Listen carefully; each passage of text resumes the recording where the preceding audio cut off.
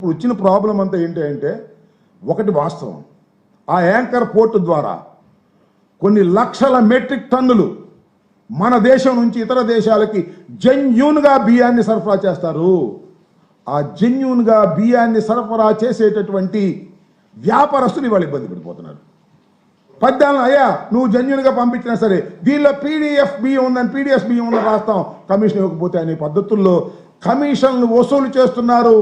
చివరికి జనసేనకు సంబంధించినటువంటి నాయకులు కూడా కమిషన్ దండుకునేటటువంటి పరిస్థితి చేస్తుంటే మీరు వెళ్ళి నేను హీరోని, నేను పెట్రోల్ దొరని అని ఊరికి ఏయో మాటలు మాట్లాడితే, పిచ్చి మాటలు మాట్లాడితే మీ దగ్గర సిన్సియారిటీ లేదని అర్థమవుతుంది. ఇంకొక మాట చెప్పాలంటే ఈ జరిగిన మొత్తాన్ని చూస్తే నిన్న కాకినాడలో మీరు పెద్ద అసమర్థులు అని అర్థమవుతుంది. ఎందుకంటే ఉప ముఖ్యమంత్రిగా ఉన్నటువంటి పవన్ కళ్యాణ్ గారు వెళితే చివరికి ఎస్పీ కూడా లెక్క చేయలేదు, చివరికి పౌర సరఫరాల అధికారులు కూడా లెక్క చేయలేదు, ఎవ్వరూ లెక్క చేయలేదు. అంటే ఈ రాష్ట్రంలో ఉప ముఖ్యమంత్రి అనే వ్యక్తి చాలా అసమర్థుడు, లెక్క చేయవలసిన అవసరం లేదు అనే భావన కలుగుతుంది. మా అభిప్రాయం కాదు. అలాంటి భావనతో ఇవాళ రాష్ట్రంలో మీరు ఉన్నారనే విషయాన్ని గమనించండి. ఎన్నెన్ని కబుర్లు చెప్పినా సిన్సియారిటీ లేకోకుండా మీ చుట్టుపక్కల ఉన్నటువంటి దొంగలందరినీ కూడా మీరు చెక్ చేసుకోకుండా మాట్లాడితే దానికి అర్థం పర్థం ఉండదనే విషయాన్ని పవన్ కళ్యాణ్ గారు తెలుసుకోవాలి.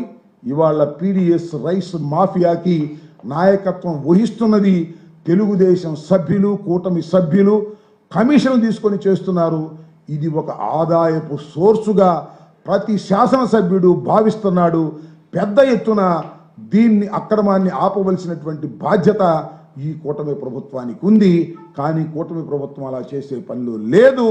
ఎమ్మెల్యేలు శుభ్రంగా సంపాదించుకోండి, మీకు ఆదాయాలు పెంచుకోండి, నేను పంచాయతీలు చేస్తాను అని చంద్రబాబు నాయుడు గారు అదేదో సినిమాలో చెబుతారు కదా, 2 ముఠాలకు తగాదా వస్తే ఇంకో పెద్ద ముఠా దగ్గరికి వెళ్ళి అందరూ సరి చేసుకునే కార్యక్రమం.